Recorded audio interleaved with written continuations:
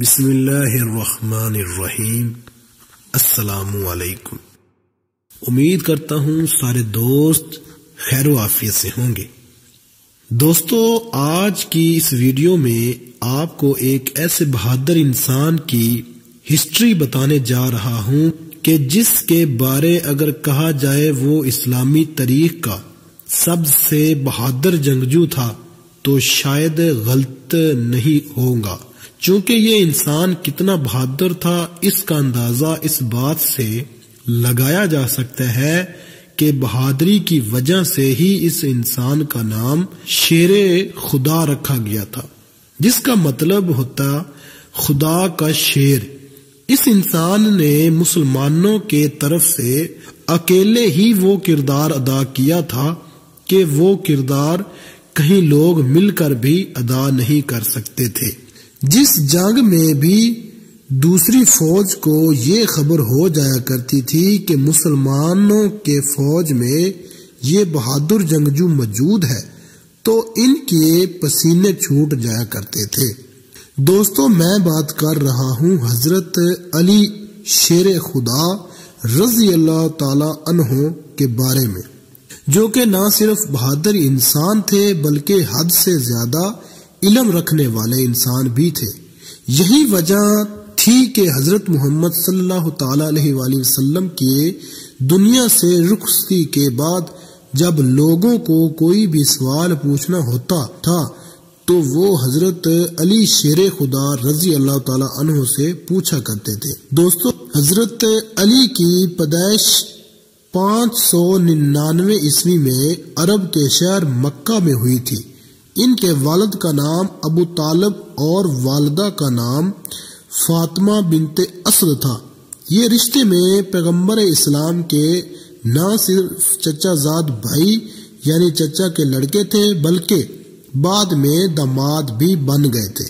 یعنی پیغمبر اسلام محمد مصطفیٰ صلی اللہ تعالی علیہ وسلم نے اپنی بیٹی فاطمہ الزہرا کا نکاح بھی حضرت علی سے کروا دیا تھا۔ کربلا میں شہید ہونے والا قبیلہ اور امام حسن حسین رضی اللہ تعالی عنہ بھی حضرت علی رضی اللہ تعالی عنہ کے بیٹے تھے۔ جس وقت حضرت علی رضی اللہ تعالی عنہ کی پیدائش ہوئی تھی اس وقت پیغمبر محمد مصطفیٰ صلی اللہ تعالی علیہ وسلم کی عمر 30 سال تھی، یعنی یہ پیغمبر اسلام سے 30 سال چھوٹے تھے۔ دوستو، حضرت علی رضی اللہ تعالی عنہ کی گنتی بھی ان لوگوں میں کی جاتی ہے کہ جنہوں نے اسلام مذہب سب سے پہلے اپنایا تھا۔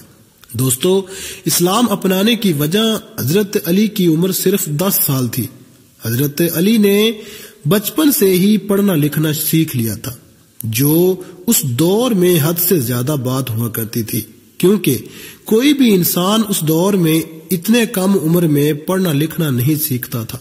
اسی عمر میں حضرت علی رضی اللہ تعالی عنہ نے گھڑ سواری تیر اندازی بھی سیکھ لی تھی، جو کہ آگے چل کر نہ صرف ان کی پہچان بن گئی تھی بلکہ دوسروں سے انہیں الگ بھی بناتی تھی۔ 53 سال کی عمر میں جب محمد مصطفیٰ صلی اللہ تعالی علیہ وآلہ وسلم نے مکہ چھوڑ کر جانے کا فیصلہ کیا تھا تو فیصلے کی وجہ سے دوسرے مسلمانوں نے بھی مکہ چھوڑ کر مدینہ جانے کا فیصلہ کیا تھا۔ مدینے میں صرف 2 سال بعد ہی محمد صلی اللہ تعالی علیہ وآلہ وسلم نے اپنی پیاری بیٹی یعنی فاطمہ الزہرا کا نکاح حضرت علی رضی اللہ تعالی عنہ سے کروا دیا تھا۔ جس وقت حضرت علی رضی اللہ تعالی عنہ کا نکاح ہوا اس وقت حضرت علی رضی اللہ تعالی عنہ کے پاس صرف ایک گھوڑا، ایک زرہ موجود تھی۔ حضرت علی نے وہ زرہ حضرت عثمان رضی اللہ تعالی عنہ کے ہاتھ بیچ دی، جن کی گنتی اس دور کے سب سے امیر مسلمانوں میں کی جاتی تھی۔ حضرت عثمان غنی نے وہ زرہ حضرت علی سے 480 درہم میں خریدی تھی اور اسی وقت حضرت علی رضی اللہ تعالی عنہ کو واپس کیا۔ یہ میری طرف سے نکاح کا تحفہ ہے۔ حضرت علی رضی اللہ تعالی عنہ نے ان 480 درہم سے نہ صرف گھر سامان خریدا بلکہ پیسے بھی بچائے، ساتھ ہی ساتھ ان پیسوں مدینہ کے لوگوں کے لیے دعوت کا اہتمام بھی کیا تھا۔ حضرت علی رضی اللہ تعالی عنہ کے نکاح کے بعد ہی یعنی اسی سال میں مسلمانوں کی ہسٹری کی پہلی جنگ بھی پیش آئی تھی، اور اس جنگ کو آپ جنگ بدر کے نام سے بھی جانتے ہیں۔ یہ وہی جنگ تھی کہ جس میں 313 مسلمانوں نے 1000 سے زیادہ لوگوں کو ہرایا تھا۔ دوستو، مسلمانوں کے اس جیت میں اگر کسی نے زیادہ کردار ادا کیا تھا وہ حضرت محمد صلی اللہ تعالی علیہ وآلہ وسلم کے چچا حضرت حمزہ رضی اللہ تعالیٰ عنہ اور حضرت علی رضی اللہ تعالیٰ عنہ نے ہی ادا کیا تھا۔ اسی جنگ میں ہی ابو جہل نام کا سردار بھی قتل ہوا تھا کہ جسے مسلمانوں کا سب سے بڑا دشمن مانا جاتا تھا۔ جنگ بدر کے بعد بھی مسلمانوں نے کئی جنگیں لڑی اور لگ بھگ سبھی جنگوں میں حضرت علی نہ صرف شامل ہوئے بلکہ سبھی جنگوں میں اہم کردار بھی ادا کیا تھا۔ لیکن حضرت علی کو ہسٹری میں جس جنگ کی وجہ سے یاد کیا جاتا ہے وہ جنگ ہے جنگ خیبر، کیونکہ اس جنگ میں حضرت علی نے ناممکن کو ممکن بنایا تھا اور مسلمانوں کو جیت دلائی تھی۔ دوستو، ہوا یہ یعنی عرب کے علاقے خیبر میں 8 قلعے موجود تھے۔ جب مسلمانوں نے خیبر کے علاقے پر اٹیک کیا تھا تو ویسے سبھی قلعے ایک ایک کر کے بڑے آسانی کے ساتھ فتح ہو گئے تھے، لیکن کموس نام کا قلعہ جو سب سے مضبوط مانا جاتا تھا اور جسے جیتنا بالکل ناممکن سمجھا جاتا تھا وہ فتح نہ ہو سکا تھا۔ بہت زیادہ کوشش کے باوجود بھی مسلمانوں کی فوج کچھ نہ کر سکی تھی۔ پہلے دن پیغمبر حضرت محمد صلی اللہ تعالی علیہ وآلہ وسلم نے حضرت ابو بکر صدیق رضی اللہ تعالیٰ عنہ کو اس قلعے کو فتح کرنے کے لیے بھیجا تھا، لیکن یہ قلعہ فتح نہ ہو سکا تھا۔ دوسری مرتبہ حضرت عمر فاروق رضی اللہ تعالیٰ عنہ نے بھی اس قلعے پر زبردست حملہ کیا تھا، لیکن وہ بھی اس قلعے کو جیتنے میں کامیاب نہ ہو سکے تھے، جس کی وجہ سے اب مسلم فوج کی ہمت ٹوٹتی جا رہی تھی۔ لیکن اچانک محمد مصطفیٰ صلی اللہ تعالی علیہ وآلہ وسلم نے پوری فوج کو اکٹھا کیا اور ان سے خطاب کیا اور فرمایا کہ کل میں فوج کا جھنڈا ایک ایسے انسان کے ہاتھ میں دوں گا کہ جس کے ہاتھ پر یہ خیبر کا قلعہ فتح ہو جائے گا، اور انسان کے جسے اللہ اور اس کا رسول بھی پیار کرتا ہوگا اور وہ بھی اللہ اور اس کے رسول سے پیار کرتا ہوگا۔ یہ سن کر مسلمان کافی خوش ہونے اور خواہش کرنے لگے کہ کاش یہ فوج کا جھنڈا ہمیں مل جائے۔ اگلی صبح ہوئی تو پیغمبر اسلام حضرت محمد صلی اللہ تعالی علیہ وآلہ وسلم نے لوگوں سے پوچھا کہ حضرت علی کہاں ہے؟ یہ سن کر سب لوگوں نے بتایا کہ وہ اس وقت حاضر نہیں ہے کیونکہ ان کی آنکھ دکھ رہی ہے۔ پیغمبر اسلام حضرت محمد مصطفیٰ صلی اللہ تعالی علیہ وآلہ وسلم نے فرمایا کہ نہیں، حضرت علی کو ہی بلایا جائے۔ حضرت علی کو ان کے سامنے پیش کیا گیا۔ پیغمبر اسلام حضرت محمد صلی اللہ تعالی علیہ وآلہ وسلم نے ان کی آنکھوں میں لعاب دان لگایا اور اس کے بعد فوج کا جھنڈا حضرت علی کے ہاتھ میں دیا، اور یقیناً بالکل ایسا ہوا جیسا پیغمبر اسلام حضرت محمد صلی اللہ تعالی علیہ وآلہ وسلم نے فرمایا تھا۔ حضرت علی نہ صرف اس طاقتور قلعے کو فتح کر لیا بلکہ قلعے کے اندر اس مرحب کے نام کے پہلوان کو بھی ہرایا کہ جس کے بارے میں پورے عرب میں یہ مشہور تھا کہ وہ 1000 لوگوں کے لیے اکیلا کافی ہے۔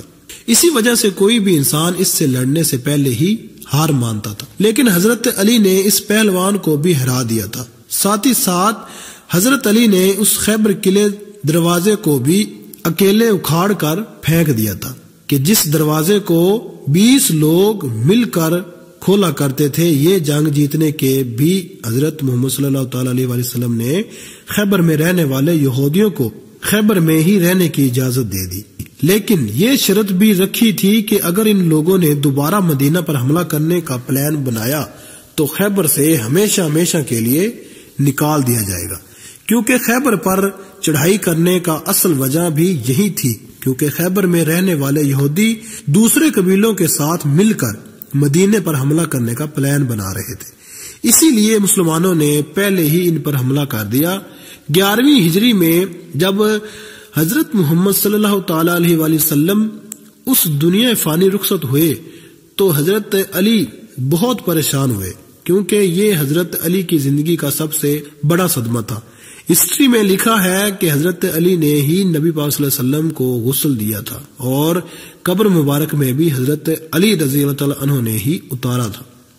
دوستو اب بات کرتے ہیں حضرت علی کے اہم پہلو پر، یعنی حضرت علی رضی اللہ تعالیٰ عنہ کے خلافت پر ویسے تو 4 سے 5 سال تک ہی رہی تھی، لیکن یہ دور اتنے مشکلات اور پریشانیوں سے بھرا ہوا تھا کہ حضرت علی کے جگہ اگر کوئی اور انسان ہوتا تو شاید قابو نہیں کر پاتا، کیونکہ حضرت علی کے دور میں مسلمانوں کے دشمنوں نے مسلمانوں سے لڑنے کا ایک نیا طریقہ ڈھونڈ نکالا تھا، کیونکہ وہ براہ راست مسلمانوں سے لڑنے کے بجائے خود مسلمان بن کر مسلمانوں کے صفوں میں گھس جایا کرتے تھے اور اندرونی طور پر مسلمانوں کی فوج کھوکھلا کرتے تھے، اور انہیں تمام چیزوں کی وجہ سے ہی حضرت علی رضی اللہ تعالیٰ عنہ کے دور میں ہسٹری میں پہلا وار ہوا تھا، یعنی مسلمانوں کی تلوار مسلمانوں کے خلاف اٹھی تھی، اور ایسا ایک بار نہیں 2 بار ہوا تھا جس میں ہزاروں مسلمان شہید ہوتے تھے، اور یہ سب ان لوگوں کی وجہ سے ہوا تھا کہ اندرونی طور پر مسلمان نہیں تھے اور مسلمانوں کی فوج میں بغاوتیں کروایا کرتے تھے۔ تیسرے خلیفہ عثمان غنی رضی اللہ تعالیٰ عنہ کے شہادت کی وجہ سے شروع ہونے والے اس سول وار کو صلح کے ذریعے ختم کیا تھا، لیکن کہیں نہ کہیں سے حضرت علی کا پلڑا بھاری تھا۔ اس کے باوجود بھی حضرت علی نے پہلے ہی اعلان کر دیا تھا کہ میری فوج کا کوئی بھی اہلکار دوسری فوج کے مال کو ہاتھ نہیں لگائے گا، جو پہلے جنگوں میں ہوا کرتا تھا، اور حضرت علی رضی اللہ تعالیٰ عنہ نے اپنی فوج کو حکم دیا تھا کہ تم لوگ اس فوجی پر ہاتھ نہیں اٹھاؤ گے کہ جو لڑنے سے انکار کرے گا۔ سول وار ختم ہونے کے بعد بھی حضرت علی کو چین کی سانس لینا نصیب نہیں ہوا تھا، اور دشمن کی طرف سازشیں بڑھتی ہی جا رہی تھی۔ ان سازشوں آگ اتنی زیادہ ہو گئی تھی کہ آخرکار ایک دن جب حضرت علی گھر سے نماز پڑھنے کے لیے جا رہے تھے تو عبد الرحمن بن ملجم نامی ایک خارجی نے ان پر ایک زیر آلود تلوار سے حملہ کر دیا۔ حملہ کرنے والے عبد الرحمن ابن ملجم کو گرفتار کر لیا گیا۔ ساتھ ہی ساتھ حضرت علی رضی اللہ تعالیٰ عنہ اپنے بیٹے امام حسن اور حسین رضی اللہ تعالیٰ عنہ کو بلایا اور دونوں کو یہ نصیحت کی کہ اگر میں اس زخم کی وجہ سے شہید ہوا تو تم بھی اس قاتل کو قتل کر دینا، کیونکہ شریعت کا یہی حکم ہے، اگر میں بچ گیا تو پھر میری مرضی ہے کہ انہیں معاف کروں یا سزا دوں۔ دوستو اسی دن حضرت امیر معاویہ رضی اللہ تعالیٰ عنہ اور عمر بن عاص کو بھی شہید کرنے کا پلان بنایا گیا تھا، اور خوش قسمتی سے وہ دونوں بچ گئے تھے، اور حضرت علی رضی اللہ تعالیٰ عنہ شہید ہوئے تھے۔ جس وقت حضرت علی کی شہادت ہوئی اس وقت اس کی عمر 63 سال تھی، اور یہ مہینہ رمضان المبارک کا مہینہ تھا۔ والسلام علیکم ورحمۃ اللہ وبرکاتہ۔